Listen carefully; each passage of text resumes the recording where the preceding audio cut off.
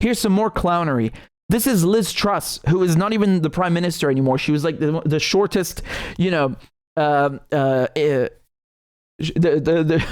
shortest incumbent and occupant of the of number 10 Downing Street in British history. She goes to Taiwan at the same time that the G7 is happening. So just again, to put this in context, Rishi Sunak, the British prime minister, who's actually the prime minister, is flying to Hiroshima. And just next door, sort of, in Taiwan, she is showing up out of nowhere. And this is a faux pas. Again, politics is all about behavior, it's all about gestures. She is the former British foreign minister and prime minister, and she's showing up at the same time in the same region as the British prime minister, trying to take attention away from him. It's just, you don't do that kind of stuff. She could have waited 1 week or something. So this was very weird.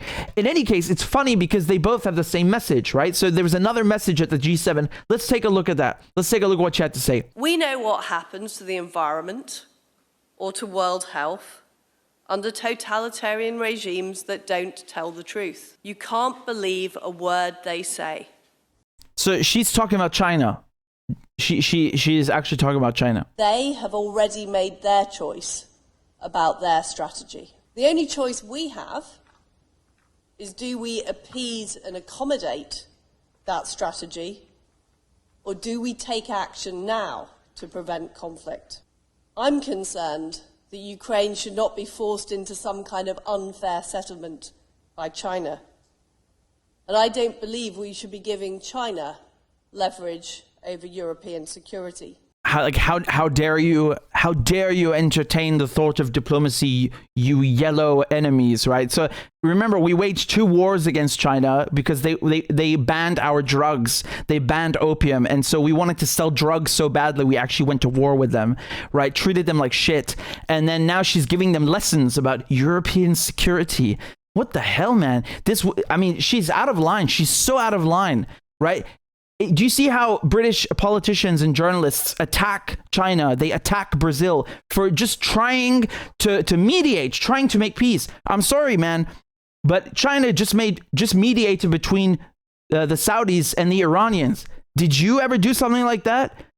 You got no moral standing to lecture China about anything, about fuck all. China is the kingpin right now in terms of international diplomacy, and they're the peacemaker, man. That's it. They've got that status. They won that status, and they deserve it because they actually made peace in the Middle East. They got Iran and Saudi Arabia to sit down together, and then Saudi Arabia and Syria, Saudi Arabia and Yemen. It's like a domino effect. What have you accomplished? Zero. They got the nerve to start calling totalitarian. You're fucking totalitarian. There's no difference between British politicians and establishment media from Labour, from Tories. All the goddamn same. It's one system. She's disgusting. Should be fast-tracking Ukraine's entry to NATO and providing Ukraine with all the weapons they need. Yeah, right. Let's go blow. Remember, wasn't she prime minister when the pipeline was blown up? Nord Stream 2.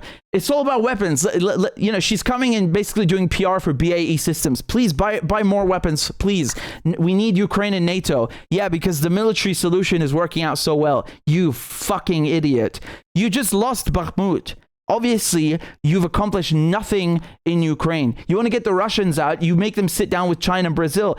Man, if the Russians sat down with Brazil and China and they found a solution with Ukraine, there's no way they can break that deal. It's not happening.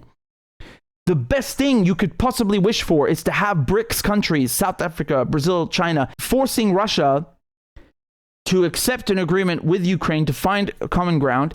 There's no way Russia can back out of that. It's actually the quintessential agreement that you could possibly wish for, the quintessential diplomatic solution. There is nothing better.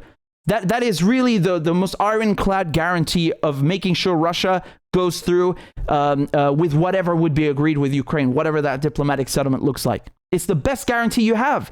She's so dumb. And here's Rishi Sunak doing the same nonsense. Precedented new defense and security partnership. It's clear that the UK-Japan relationship has never been closer as we work together with G7 allies to support a free and open Indo-Pacific. The G7 also demonstrated unity of purpose on China. China poses the biggest challenge of our age to global security and prosperity. They are increasingly authoritarian at home and assertive abroad. And as the G7 have showed, the UK's response is completely aligned with our allies. This is all about de-risking, not decoupling. And with the G7, we are taking steps to prevent China from using economic coercion to interfere in the sovereign affairs of others. God, talk about interfering in the sovereign affairs of others, man. These guys, I wish they could see the irony in how they sound. They're so funny. A new theme of this summit was also AI. Right, so that's basically it. You know, they're delivering the same rubbish message. Oh, China's evil, China's totalitarian, China's trying to interfere in European security because they're daring to do diplomacy. Oh my God.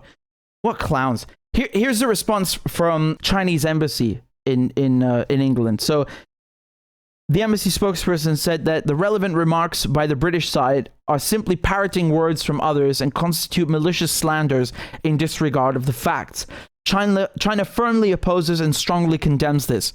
Anyone without prejudice can see that China is a builder of world peace, a contributor to global development, and a defender of the international order.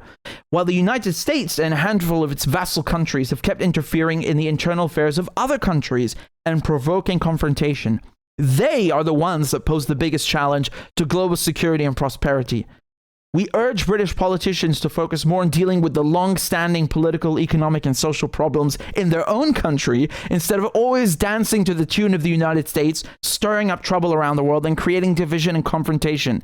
We call on the British side to stop slandering and smearing China so as to avoid further damage to Chinese and UK relations.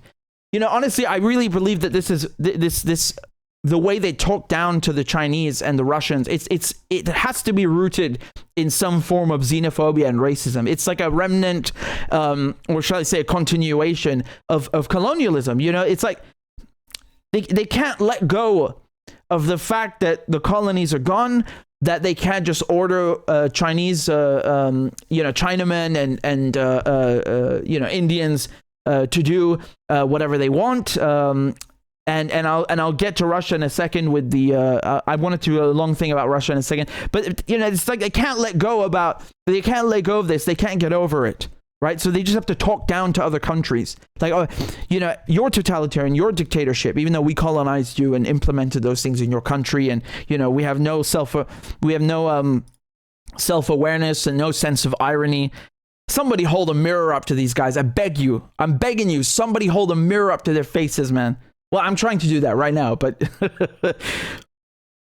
this is sad. This is sad. And I think it tells you everything you need to know that, in regards to who is trying to sue for peace, who is trying to find a diplomatic settlement, and who isn't. I think the Chinese made a mistake in their communique. It was fine, but they should have mentioned what they just did with Saudi Arabia and Iran, like I did.